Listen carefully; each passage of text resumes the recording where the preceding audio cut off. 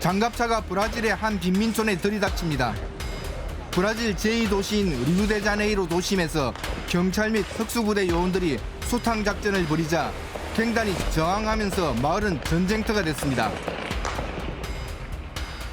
교전이 계속되는 가운데 갱단은 드론 폭탄을 투하하면서 곳곳이 불바다가 됐습니다. 헬기까지 동원된 작전으로 곳곳에 숨어있던 갱단을 대거 체포했습니다. Vem na moral, filhão. Bora aí, na moral, na moral.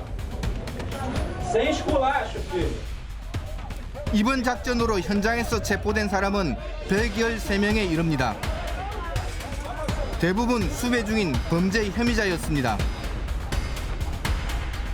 브라질 경찰은 체포된 사람들을 상대로 핵심 조직원이 포함되어 있는지를 조사하고 있습니다. Para cumprimento de ordens judiciais, 180 mandados de busca e apreensão e cerca de 100 mandados de prisão.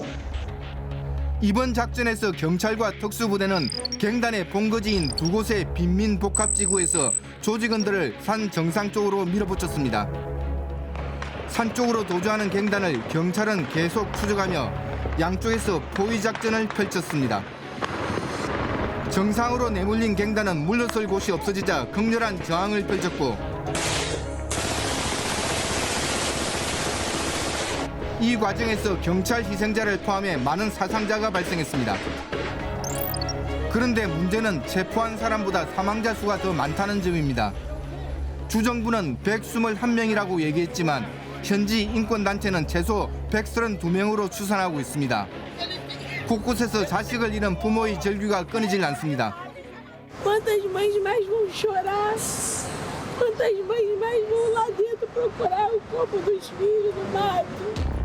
연방정부는 이번 작전을 학살로 규정했습니다. 갱단 소탕 작전을 주도한 리우데자네이루 지방정부에 대한 연방 차원의 조사 가능성을 시사했습니다. Que a decisão do juiz era uma ordem de prisão, não tinha uma ordem de matança, e houve a matança.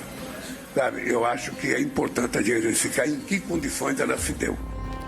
그러면 이번에 소탕에 타깃이된 CV는 어떤 갱단인가?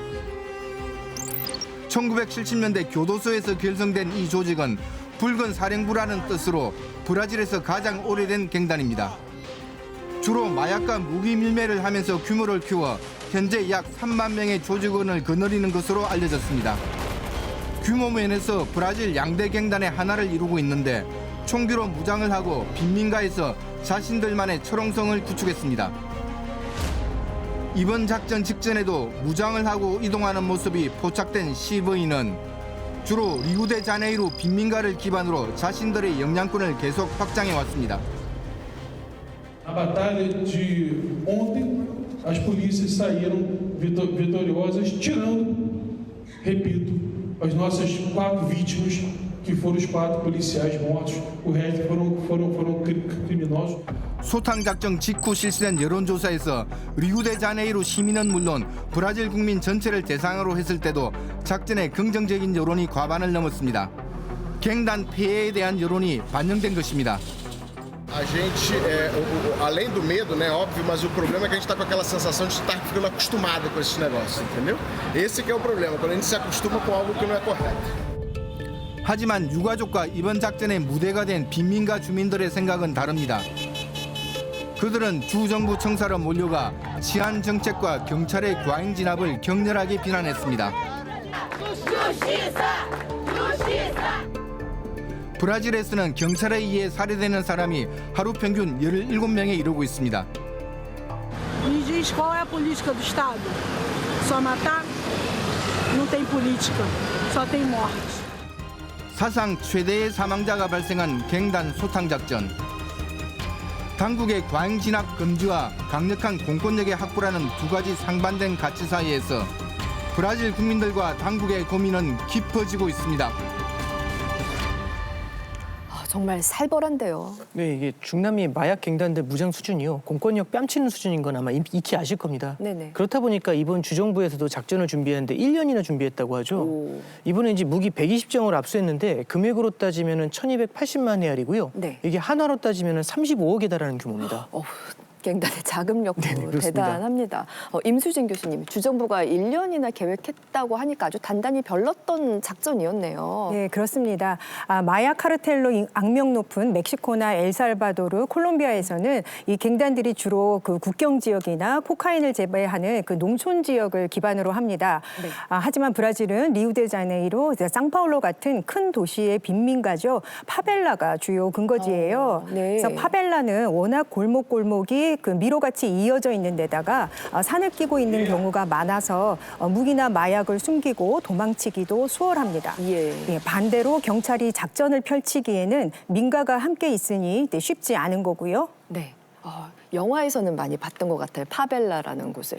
교수님도 혹시 이곳에 가보신 적이 있으세요?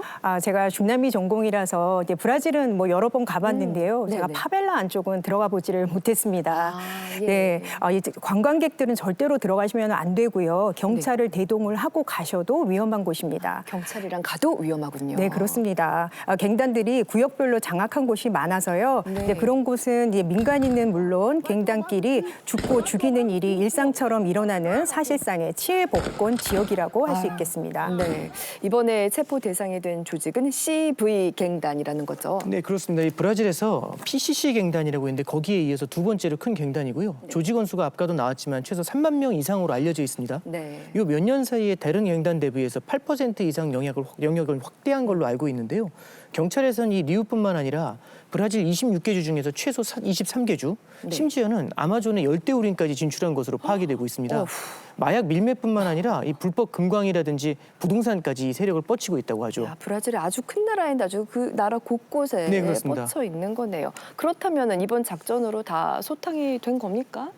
그렇으면 좋겠는데 주요 지도부는 대부분 도주한 상태고요. 네. 경찰은 또 사망자 대부분이 갱단이라고 하는데 확실하지 않습니다. 그렇군요. 또 사망자 중에 14살짜리 소년이 있어서 오히려 과잉 진압 논란도 있고요. 예. 이런 경우가 2021년에도 있었어요. 네. 그때도 이제 대규모 작전으로 파벨라를 급습했는데 당시 집안에 있던 갱단으로 의심되는 인물들에게 바로 총을 쏘는 모습이 공개돼서 사람들에게 충격을 줬었죠.